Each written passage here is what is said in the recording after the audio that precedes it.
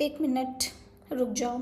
अगर तुम भी क्लास 11th-12th में हो, आइदर आप नीट कर रहे हो, जेई कर रहे हो, जिसमें फ़िज़िक्स आती है, आप फिज़िक्स पढ़ रहे हो, ओके, तो ये स्पेसिफिकली वीडियो तुम्हारे लिए ही बनी हुई है। ओके, सो आज मैं तुम्हें एक कंप्लीट रोड मैप दूंगी फ़िज़िक्स का, क्या पढ़ना है, किस ऑर्डर में पढ़ना है और कौन से चैप्टर्स एक्चुअली ज़्यादा इम्पॉर्टेंट हैं, सब कुछ क्रिस्टल क्लियर कर दूंगी आज। ओके, तो बिना टाइम वेस्ट किए लेट्स गेट इनटू इट। तो hello everyone, welcome back to my channel unseen Tripti and मैं हूँ तृप्ति। एंड ज़्यादा कुछ नहीं, बस मैं आज आपको कुछ ऐसी सिंपल बातें बताऊंगी जो कि आप यूज़ करके अपनी फ़िज़िक्स को अच्छी कर सकते हो, आइदर आप जेई कर रहे हो, नीट कर रहे हो, कुछ भी। ओके, सो फिज़िक्स सबसे पहले स्टार्ट करते हैं। फिज़िक्स को समझो, रटो बिल्कुल भी मत, रटना तो बिल्कुल नहीं, फिज़िक्स को समझना है। ठीक है, सबसे पहले एक बात क्लियर कर लेते हैं, फिज़िक्स एक ऐसे सब्जेक्ट है जहाँ कॉन्सेप्ट्स किंग होते हैं यार। जो लोग फॉर्मूलाज रटते हैं वो फंस जाते हैं, जो लोग क्यों होता है समझते हैं वो हर क्वेश्चन सॉल्व कर लेते हैं। ठीक है, तो रोड मैप फॉलो करते वक्त एक चीज़ बिल्कुल याद रखना, फॉर्मूला याद करना गोल नहीं है, कॉन्सेप्ट समझना गोल है। ठीक है, तो चलते हैं क्लास 11 चैप्टर्स का रोड मैप। क्लास 11 फिजिक्स के मेन 3 टायर्स में डिवाइड कर लो, tier 1, tier 2, tier 3। Okay, tier 1 सबसे इम्पॉर्टेंट, इन्हें बिल्कुल भी स्किप मत करना, काइनेमैटिक्स। ये फिज़िक्स का फाउंडेशन है यार, मोशन, वेलोसिटी, एक्सेलरेशन। अगर ये क्लियर नहीं है तो आगे सब कुछ कंफ्यूजिंग लगेगा। ग्राफ्स आपके होते हैं, इस पर स्पेशल फोकस करो। Distance, time, velocity, time numericals बहुत आते हैं यहाँ से। सेकंड हो गया आपका laws of motion, Newton's laws, friction हो गया, स्यूडो फोर्स हो गया, पुली प्रॉब्लम हो गई। ये चैप्टर्स थोड़ा ट्रिकी लगते हैं बट अगर प्रॉपरली करो तो बहुत स्कोरिंग है। फ्री बॉडी डायग्राम्स बनाना सीखो, यही की है। एंड यूनिट एंड डायमेंशन तो इसमें पक्की पकड़ होनी ही चाहिए। अगर आपको यूनिट एंड डायमेंशन नहीं आ रहा है ना यार, तो ट्रस्ट मी, डायमेंशन मैच करके बहुत सारे क्वेश्चन सही कर सकते थे, लेकिन फिर आप एग्जाम में जाके रेग्रेट करोगे, काश मैं यूनिट एंड डायमेंशन अच्छे से पढ़ लिया होता। ओके, तो यूनिट एंड डायमेंशन भी इम्पॉर्टेंट है। Then third, work, energy and power, conservation of energy. ये कॉन्सेप्ट्स पूरी फिजिक्स में हर बार आएगा। वर्क एनर्जी थ्योरम को डीपली समझो। रोटेशनल मोशन हो गई, ये चैप्टर्स थोड़ा हैवी है, थोड़ा नहीं बहुत हैवी है। एज यूजुअल आप 10th से 11th में आते हो तो सिलेबस का पैटर्न थोड़ा चेंज हो जाता है, बट आप ऐसा कर सकते हो कि मोशन इसमें हो गया, मोमेंट ऑफ इनर्शिया हो गया, टॉर्क हो गया, एंगुलर मोमेंटम हो गया, टाइम दो इसको। ठीक है, जो लोग ये चैप्टर्स प्रॉपरली करते हैं वो बाकी लोगों से आगे निकल जाते हैं। ठीक है, देन ग्रेविटेशन, सैटेलाइट्स हो गई, ऑर्बिटल वेलोसिटी हो गई, स्केप वेलोसिटी होगी।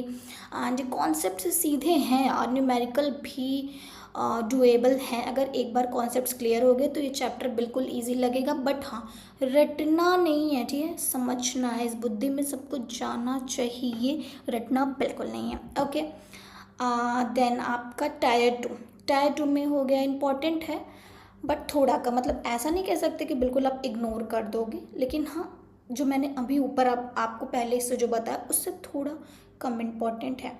Thermodynamics plus kinetic theory, laws of thermodynamics हो गया, पीवी डायग्राम्स हो गए, कंसेप्चुअल क्वेश्चन ज़्यादा आते हैं यहाँ से। डायग्राम समझो, रटो मत, कौन सा क्वेश्चन कैसे हुआ सब कुछ बिल्कुल आपको समझना है। Oscillation, SHM, simple harmonic motion, एक बार इसका पैटर्न समझो, सब क्वेश्चंस उसी पैटर्न में आते हैं। वेव्स, साउंड वेव्स हो गया, स्टैंडिंग वेव्स हो गया, डॉपलर इफेक्ट हो गया, थोड़ा प्रैक्टिस चाहिए बट मैनेजेबल है, अगर करोगे तो हो जाएगा।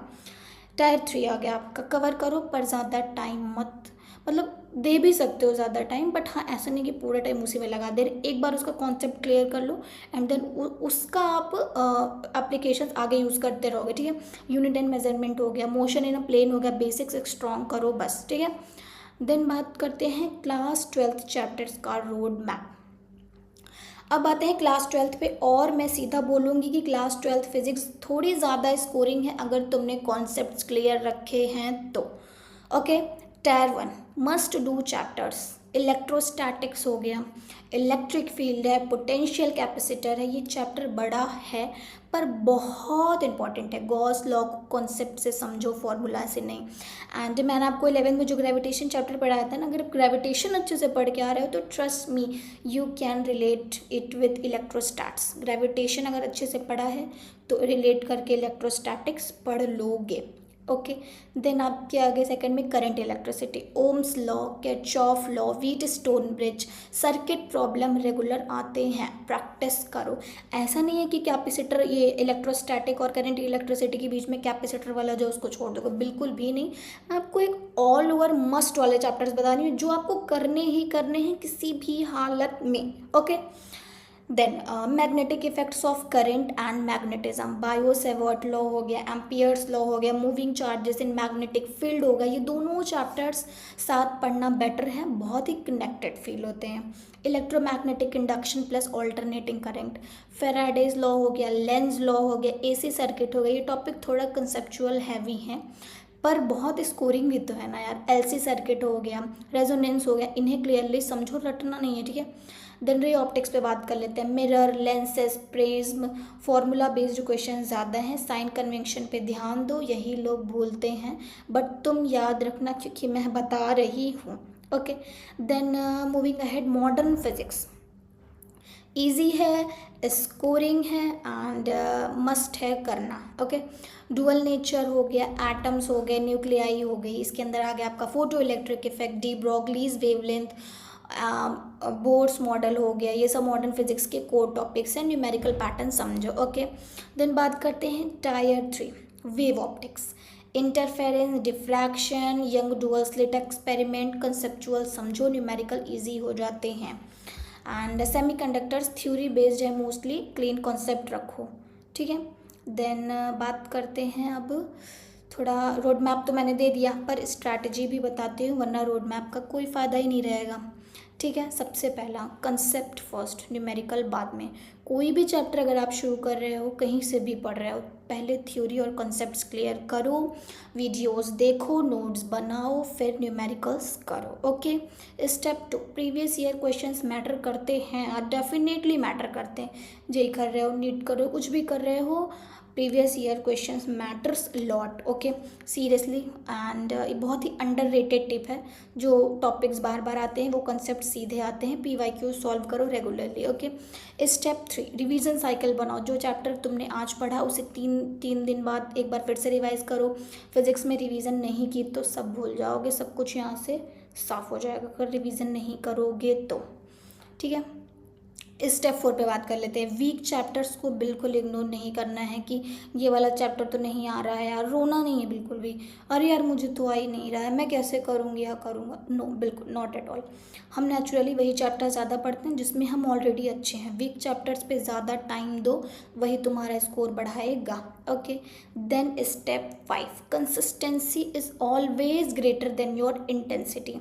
3 घंटे रोज़ पढ़ रहे हो और 10 घंटे संडे को, रोज़ थोड़ा पढ़ना, लंबा चलेगा। ओके, देन तो भाई ट्रस्ट मी, फिज़िक्स स्कैरी नहीं है, बस सही डायरेक्शन में मेहनत चाहिए। ओके, तो ये रोड मैप फॉलो करो, कंसेप्ट्स पे फोकस करो और एक चैप्टर एक के बाद एक प्रॉपरली करो। ओके, रिजल्ट आएगा गारंटेड, ट्रस्ट मी।